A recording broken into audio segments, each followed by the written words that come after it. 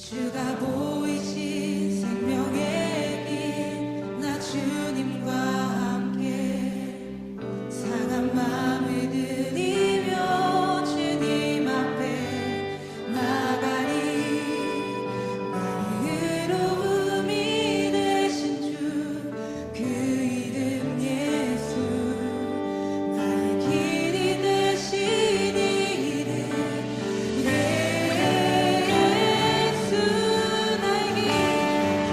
나의 길 오직 그가 아시나니. 나를 단련하신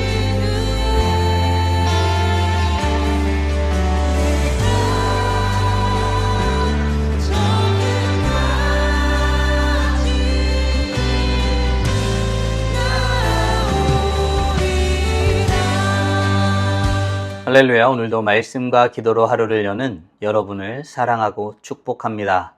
우리는 살아가면서 많은 것을 붙잡고 살아갑니다. 어떤 사람은 돈을 붙잡지요. 어떤 사람은 성공을 붙잡습니다. 그리고 어떤 사람들은 사람들의 인정과 평가를 붙잡습니다. 그런데 시간이 지나게 되면 알게 되죠. 세상에서 붙잡았던 것들은 생각보다 쉽게 흔들리고 사라진다는 것입니다. 건강도, 관계도, 환경도, 그리고 계획도 언제든 바뀔 수 있습니다. 그래서 사람은 흔들리지 않는 기준이 필요합니다. 오늘 본문에서 바울은 교회 공동체 안에서 가장 중요한 것이 무엇인지를 다시 이야기합니다. 교회의 프로그램도 아니고 사람의 능력도 특별한 경험도 아닙니다. 바울은 복음을 다시 이야기합니다. 소위 말하는 부활 복음입니다. 함께 묵상 하나님 말씀은 고린도전서 15장 1절로 11절까지입니다. 말씀 듣고 묵상 나눔하겠습니다. 형제들아, 내가 너희에게 전한 복음을 너희에게 알게 하노니 이는 너희가 받은 것이요 또 그 가운데 선 것이라. 너희가 만일 내가 전한 그 말을 굳게 지키고 헛되이 믿지 아니하였으면 그로 말미암아 구원을 받으리라. 내가 받은 것을 먼저 너희에게 전하였노니 이는 성경대로 그리스도께서 우리 죄를 위하여 죽으시고 장사 지낸 바 되셨다가 성경대로 사흘 만에 다시 살아나사 게바에게 보이시고 후에 12 제자에게와 그 후에 500여 형제에게 일시에 보이셨나니 그 중에 지금까지 대다수는 살아있고 어떤 사람은 잠들었으며 그 후에 야고보에게 보이셨으며 그 후에 모든 사도에게와 맨 나중에 만삭되지 못하여 난 자 같은 내게도 보이셨느니라. 나는 사도 중에 가장 작은 자라. 나는 하나님의 교회를 박해하였으므로 사도라 칭함받기를 감당하지 못할 자니라. 그러나 내가 나 된 것은 하나님의 은혜로 된 것이니 내게 주신 그의 은혜가 헛되지 아니하여 내가 모든 사도보다 더 많이 수고하였으나 내가 한 것이 아니요 오직 나와 함께 하신 하나님의 은혜로라. 그러므로 나나 그들이나 이같이 전파함에 너희도 이같이 믿었느니라. 오늘 본문은 바울이 고린도 교회에게 부활 복음에 대해서 다시 상기시키는 내용을 다루고 있습니다. 개혁주의 신학은 교회의 중심을 언제나 복음 앞에 둡니다. 사람의 열심이나 공로가 아니라 하나님께서 그리스도를 통해 이루신 구원의 은혜가 신앙의 기초라는 것입니다. 바울은 고린도 교회가 흔들리는 이유를 알았지요. 그래서 가장 먼저 복음으로 돌아가라고 권면합니다. 오늘 말씀은 우리에게 고린도 교회 성도들에게 던져진 질문과 같은 질문을 던집니다. 당신은 무엇 위에 서 있습니까? 라는 질문이죠. 바울은 여러 가지 문제에 빠져 있는 고린도 교회에 무엇을 알게 하길 원한다고 말하고 있을까요? 1절, 2절입니다. 형제들아, 내가 너희에게 전한 복음을 너희에게 알게 하노니 이는 너희가 받은 것이요 또 그 가운데 선 것이라. 너희가 만일 내가 전한 그 말을 굳게 지키고 헛되이 믿지 아니하였으면 그로 말미암아 구원을 받으리라.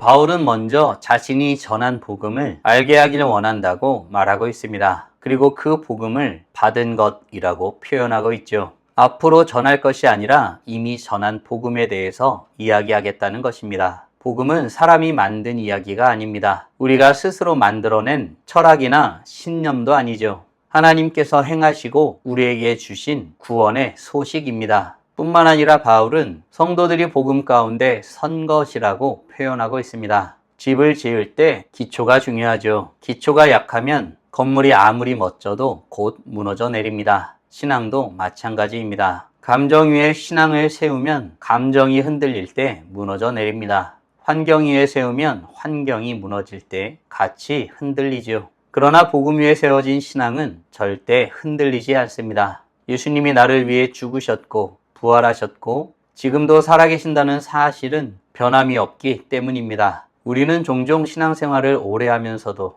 복음보다 다른 것을 더 중요하게 여길 때가 있습니다. 그러나 하나님은 오늘도 우리를 복음의 자리로 부르십니다. 사랑하는 성도 여러분, 나는 지금 복음을 신앙의 기초로 삼고 살아가고 있나요? 바라기는 주께서 행하신 놀라운 일들과 계획하신 가운데 믿음으로 나아가 구원 백성으로서 합당한 모습으로 살아가는 복된 하나님의 자녀들 되길 간절히 소원합니다. 바울은 이렇게 자신이 전한 복음에 대해서 다시 말하며 강조하여 말한 것이 있습니다. 그 내용은 무엇일까요? 3절, 4절입니다. 내가 받은 것을 먼저 너희에게 전하였노니 이는 성경대로 그리스도께서 우리 죄를 위하여 죽으시고 장사 지낸 바 되셨다가 성경대로 사흘 만에 다시 살아나사. 바울은 복음의 핵심을 매우 선명하게 말합니다. 첫째는 예수님의 죽으심이죠. 그 죽음은 단순히 순교가 아닙니다. 우리 죄를 대신 담당하신 대속의 죽음입니다. 둘째는 예수님의 부활입니다. 부활은 복음의 완성이지요. 만약 예수님께서 죽기만 하셨다면 우리는 여전히 죄 가운데 살았을 것입니다. 그러나 예수님은 죽음을 이기시고 다시 살아나셨습니다. 그래서 우리는 죄사함 가운데 새로운 생명도 얻게 된 것입니다. 바울은 이어서 부활하신 주님을 본 수많은 증인들에 대해서 말합니다. 게바 12제자, 500여 형제, 야고보 사도들까지 부활하신 예수님을 만났습니다. 부활은 신화가 아니죠. 실제 역사 속에서 일어난 사건입니다. 그래서 그리스도의 믿음은 막연한 희망이 아니라 역사 속에서 이루어진 하나님의 구원 사건 위에 세워진 믿음인 것입니다. 우리는 흔들릴 때마다 돌아가야 할 것도 바로 여기입니다. 예수님은 지금도 살아계십니다.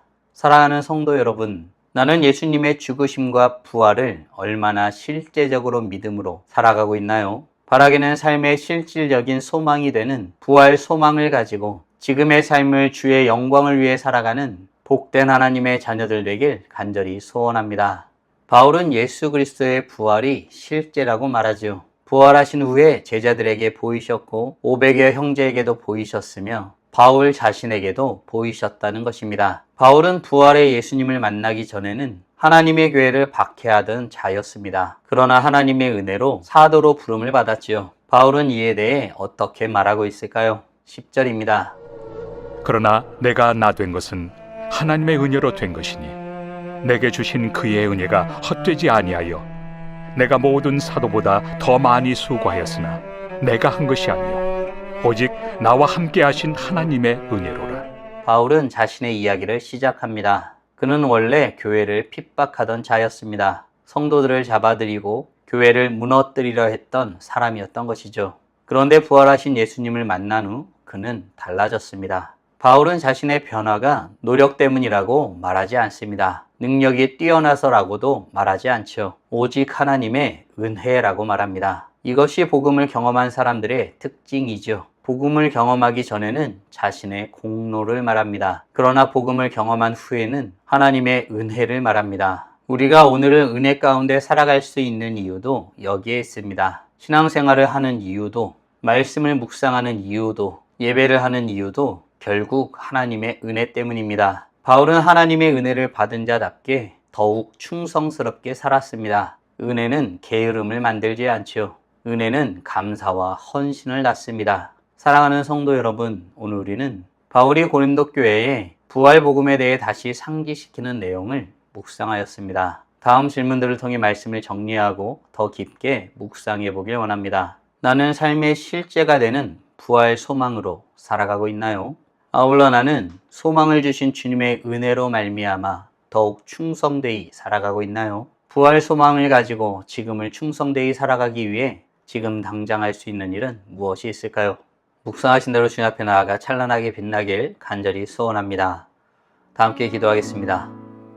살아계신 하나님 감사합니다. 오늘도 우리에게 복된 날 허락하여 주시고 주의 말씀으로 하나님이 어떤 분이신지 무엇을 원하시는지 우리가 어떤 존재이고 어떻게 살아야 하는지 깨닫고 고백하게 하심에 감사드립니다. 여러 문제에 빠져 있었던 고린도 교회는 실제적으로 다른 곳이 아닌 복음으로 돌아가야 함을 바울은 알았습니다. 그리고 삶의 실질적인 소망이요 우리의 믿음의 기초가 되는 부활 복음에 대해서 바울은 그들에게 다시 한번 말하였습니다.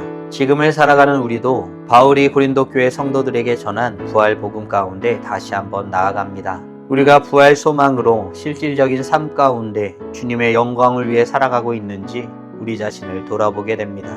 그저 흘러가는 관성이 아니라 하던 대로의 방식이 아니라 우리가 감히 받을 수 없는 놀라운 은혜 부활 복음을 가지고 삶의 실질적인 소망을 그 위에 두고 지금을 충성되이 살아가는 우리 모두가 될 수 있도록 은혜 내려 주시옵소서. 삶의 실질적인 모든 것 하나하나가 주께서 행하신 놀라운 일에 근거하여 행하게 하여 주시고 거룩하신 하나님을 더욱더 바라며 주님 앞에 나아가는 우리 모두가 될 수 있도록 은혜 내려 주시옵소서. 이로써 찬란하게 빛나는 우리 모두가 되게 하여 주시고 오늘도 주님과 함께 살고 이웃과 함께 살아 우리의 삶을 통하여 영광 돌리게 하여 주시옵소서. 이 모든 말씀 우리 주 예수 그리스도의 이름으로 기도드리옵나이다.